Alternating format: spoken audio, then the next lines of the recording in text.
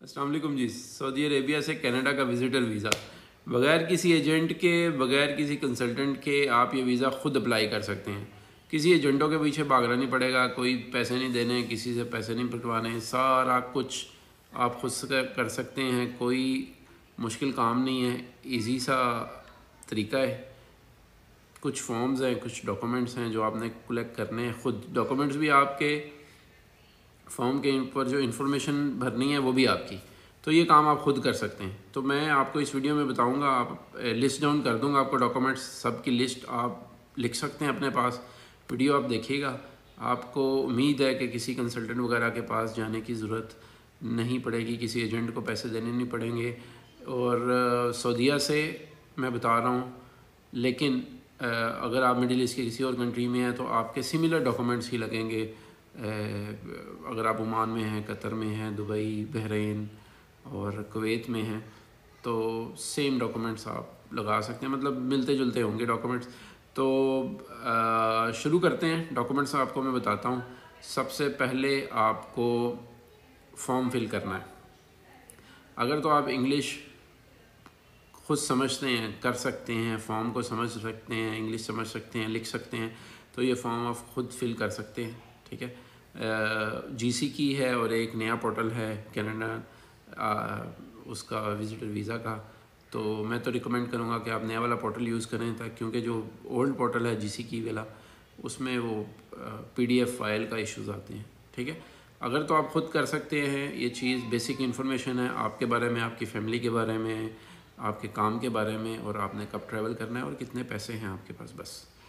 और अगर तो आपको इस चीज़ में मुश्किल आती है कि आप इंग्लिश को उस तरह से नहीं कर सकते, मैनेज नहीं कर सकते हैं, तो आप एक काम करें। बड़ा आसान सा तरीका है। अपने किसी दोस्त, भाई और जिसे कहते हैं ना यार संगी को पकड़ें, उन्हें खुआओ एक कढ़ाई। अगर आप जुबेल में रहते हैं तो ले जाएं उसको बलोच के पास, अगर दमाम में है तो उसको बंदूखाल ले जाएं, और इसी तरह जद्दा, रियाज, दुबई में है तो किसी होटल पे लेके जाएं, उसको बेहतरीन सा खिलाएं खाना। आगे आ रहा है वीकेंड, जुमेरात, जुम्मा, उसे कहें भाई मुझे तो घंटा लगा और मेरा ये फॉर्म फिल कर दे। और उम्मीद है कि आपके ऐसे दोस्त होंगे प्रदेश में जो इतना सा टाइम तो आपको दे सकते हैं। तो let's start with the documents. पहली बात है, आपको फॉर्म बताया है वो आपने फ़िल करना है, नए पोर्टल से करना है। ठीक है, ताकि आपको कुछ लोग कोई डॉक्यूमेंट और कोई पीडीएफ डाउनलोड ना करनी पड़े। आपने जस्ट नॉर्मली जैसे आप अगर एतमाद का फॉर्म फिल करते हैं या विज़िटर वीज़ा जिसने फैमिली का अप्लाई किया, उसी तरह से आपने इस फॉर्म को फिल करना है।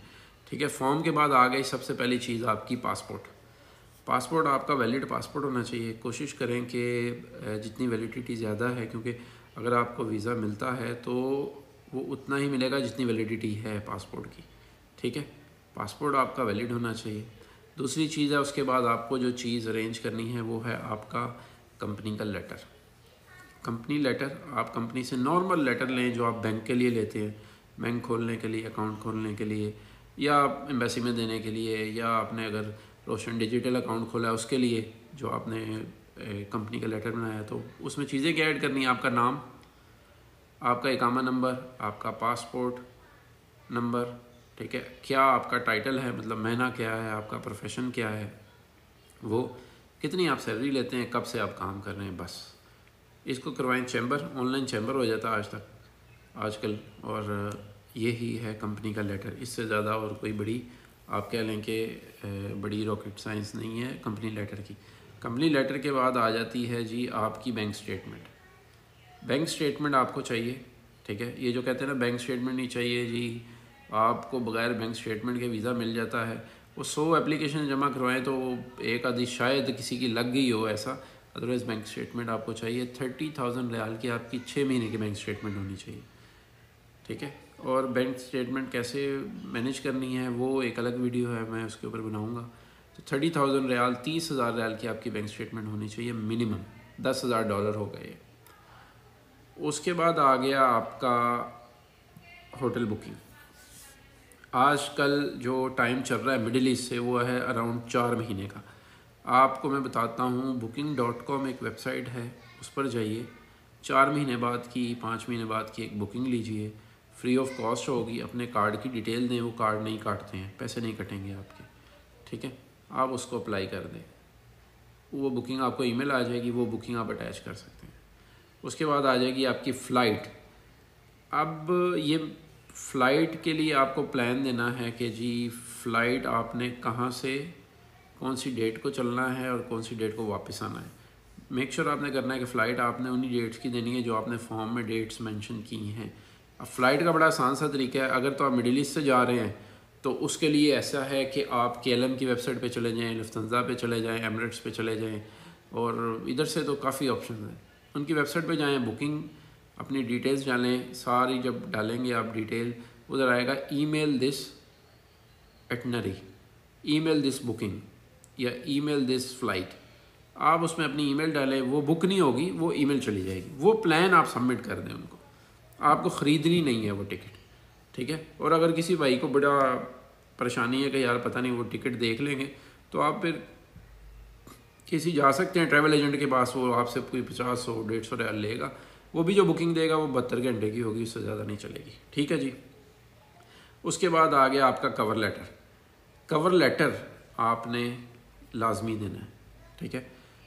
जल्दी से बताता हूँ कितना सा होगा, क्योंकि कवर लेटर की एक अलग वीडियो में बनाऊँगा। कवर लेटर में आपका नाम, किधर आप काम करते हैं, कहाँ आपने जाना है, कौन सी लोकेशन को आपने घूमना है, पहले आपने कहाँ विज़िट किया है, ठीक है, और आपके पास कौन से डॉक्यूमेंट्स आप सबमिट कर रहे हो, और बस ये चीज़ें आपने मेंशन करनी है।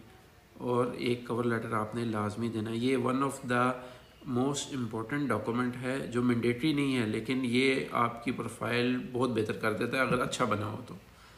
उसके बाद आपने इकामे की ट्रांसलेशन लगानी है, इकामे की कॉपी साथ में ट्रांसलेशन। लोग कहते हैं नहीं चाहिए यार 20-30 रियाल लगते हैं, ट्रांसलेशन करा लोगे तो इजी हो जाएगा उसको समझने के लिए कि ये बंदे ने जो मुझे दूसरे डॉक्यूमेंट जमा करवाए हैं वो कैसे हैं। मुकीम का पेपर मिल जाता है कंपनी से, वो ले लीजिएगा। एग्जिट री एंट्री नहीं चाहिए, ठीक है, वो आपको नहीं चाहिए एग्जिट री एंट्री। उसके बाद अगर आपने कहीं पहले ट्रैवल किया है, US गए हो, शेंगन गए हो, पाकिस्तान गए हो, कहीं भी गए हो ना, उस वीज़े की अलग से आपने कॉपी बना के एक अलग आपने अदर्स डॉक्यूमेंट में उसको सबमिट करना है एज ए रेफरेंस। अगर आप अपने अपशर के ऊपर जाएंगे ना जी, अपशर के ऊपर है ट्रैवल रिकॉर्ड। ट्रैवल रिकॉर्ड आता है, ट्रैवल रिकॉर्ड आपने उधर से उसकी PDF लेनी है, वो एक एज एन एडिशनल डॉक्यूमेंट आप उसको सबमिट कर देंगे। ये शो करेगा कि जी ये बंदा बाहर आता जाता रहा है, तो इजी है। अच्छा, जो पासपोर्ट सबमिट करना है ना, वो पासपोर्ट के सारे पेजेस आपने स्कैन करके लगाने हैं। फर्स्ट और 2 पेजेस नहीं डालने, सारे पेजेस फुल पासपोर्ट आपने स्कैन करना है। एक एडिशनल चीज़ है, आपने स्टेटमेंट तो दे दी है, लेकिन साथ में आपको मैं रिकमेंड करूँगा कि अगर आप क्रेडिट कार्ड यूज़ कर रहे हैं, पाकिस्तान में कर रहे हैं, इधर कर रहे हैं, इंडिया में कर रहे हैं, तो आप पासपोर्ट को लाजमी वो जो सा है क्रेडिट कार्ड की स्टेटमेंट्स भी आप लास्ट 2-3 महीने की अटैच कर दें। अच्छा, अब दूसरी बात ये है कि फॉर्म आपने बड़ी केयरफुली फिल करना है। जो भी इंफॉर्मेशन आप फॉर्म में देने वाले हैं, ये याद रखिएगा ताहयात जब तक आप हैं ये डाटा उनके पास रहेगा। उसमें आपकी एजुकेशन है, ये नहीं और एजुकेशन कौन देखता है यार, किन्ने पूछना है, डाल दी। आगे अगर आप उधर फर्दर कहते हैं कि जी फ्यूचर उधर करना है, तो फ्यूचर में अगर आपने जब दोबारा एप्लीकेशन सबमिट करेंगे और आप उसमें कोई चीज़ चेंज करेंगे तो मिस डिक्लेरेशन में आ जाता है, ठीक है, तो मिस रिप्रेजेंटेशन भी बोलते हैं उसको।